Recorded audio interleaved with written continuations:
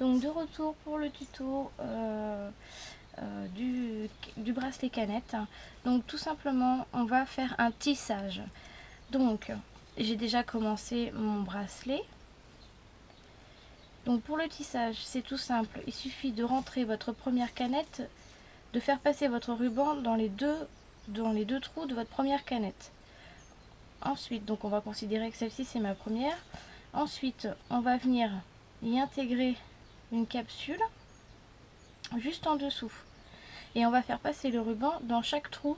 Il faut que ça passe dans les deux canettes.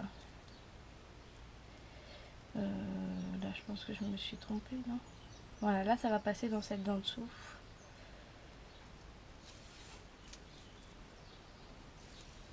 Je vais vous montrer comme il faut avec une deuxième canette.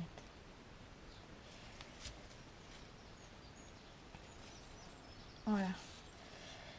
Ensuite, on la remet sur le dessus et on passe dans les deux.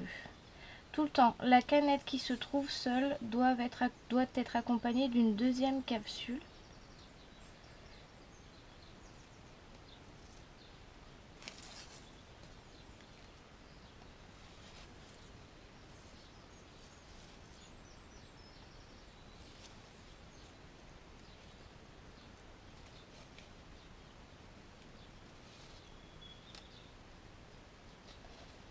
Voilà. Et ensuite, il faut continuer ainsi de suite en fait. On a peut-être une, voilà, qui est déjà préparée. Donc là, je la repositionne par-dessus celle-ci qui est libre. Tout le temps. Celle qui est libre en dessous, elle vient au-dessus. Celle qui est libre au-dessus, elle vient en dessous. Vous allez voir. Le premier, vous allez mettre longtemps à le faire. Mais les autres, ensuite, ça ira très très rapide. Parce que franchement, c'est très très simple. Mais comme on dit, quand on n'a pas la façon de faire, on peut pas la deviner. Après, sans mon tuto, je pense que vous auriez pu vous en sortir. Parce que sur internet, il y a d'autres tutos.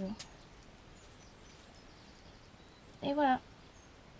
Donc vous continuez jusqu'à temps de faire un poignet. Pour un poignet, il faut en moyenne 23 à 25 capsules. Ça dépend de la taille des poignets. Si vous avez un poignet comme le mien, 23 va vous suffire.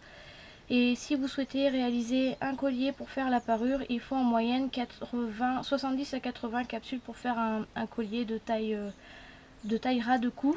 Après, vous pouvez en faire juste une cinquantaine sur le devant et laisser le ruban sur le côté et que vous allez nouer derrière en fait, ou vous nouez sur le côté. Voilà, je vous dis à bientôt.